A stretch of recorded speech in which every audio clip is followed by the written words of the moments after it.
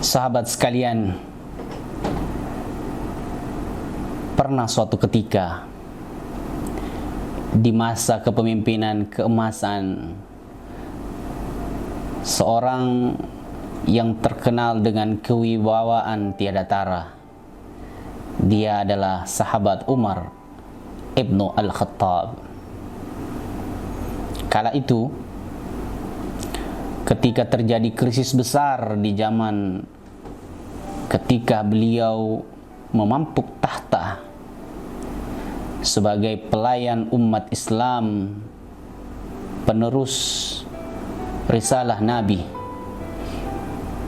sebagai khalifah, ketika bumi berwarna abu-abu akibat kering yang membunuh, sungguh benar bahwa barokah itu bukan berarti tidak ada persoalan. Di sebaik-baik zaman, di sebaik-baik pemimpin yang dipimpin oleh seorang laki-laki yang penuh iman, krisis tetap saja ada.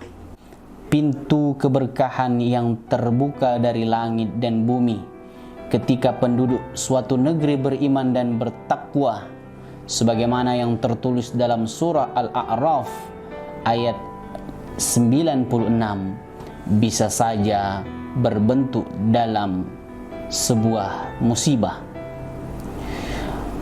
Maka krisis itu mengungkap lebih jauh tentang sosok Umar yang bukan hanya keras dan tegas, tapi sungguh penyantun dan penyayang.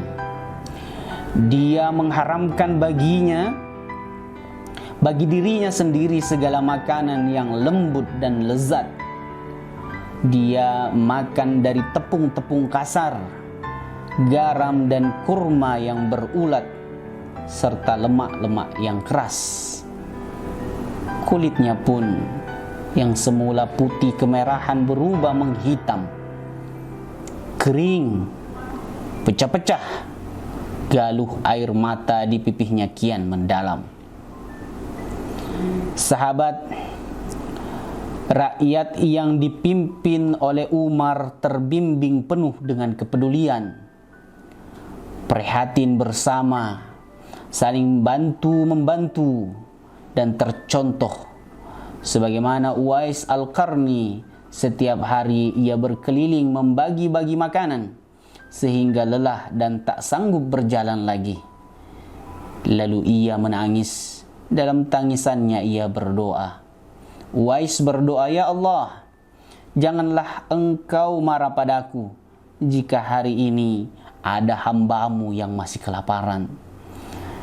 Duhai diri, bersedihlah yang hari ini mengukur kemuliaan dengan tiadanya duka dan derita. Sementara Umar dan rakyatnya berkilau dalam kelaparan dan dahaga. Jangan kiranya hari ini kekayaan menjadi Tuhan.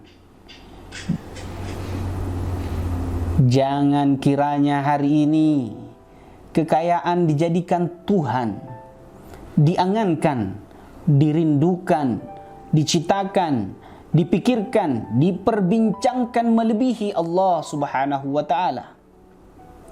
Hari itu Hasan Al-Basri mulailah mereka, sebab tiada beda memandang emas atau tanah, tapi persaudaraan iman yang membara. Lihatlah wajah Muhammad Ibnul Wasi dan Abdu Al-Musayyib bagi raut ibu yang ditinggal mati anaknya. Betapa takutnya kepada Allah, betapa cintakan akhirat. Ujar mereka dalam malam hari, "Wahai diri, sebentar lagi kau akan tidur panjang dalam kematian. Bangunlah sekarang. Mari cahayailah hati dengan kesedihan, mengingati dosa kita yang belum pasti terampuni, atau memikirkan umat yang penuh nestapa. Duhai diri, krisis yang saat ini melanda negeri kita, kita jadikan sebagai bahan untuk mengingat dan semakin memperdekat kedudukan kita kepada Allah Subhanahu wa Ta'ala. Kita tidak boleh memandang kemuliaan berdasarkan harta. Tidak boleh pula memandang kejayaan tanpa adanya derita.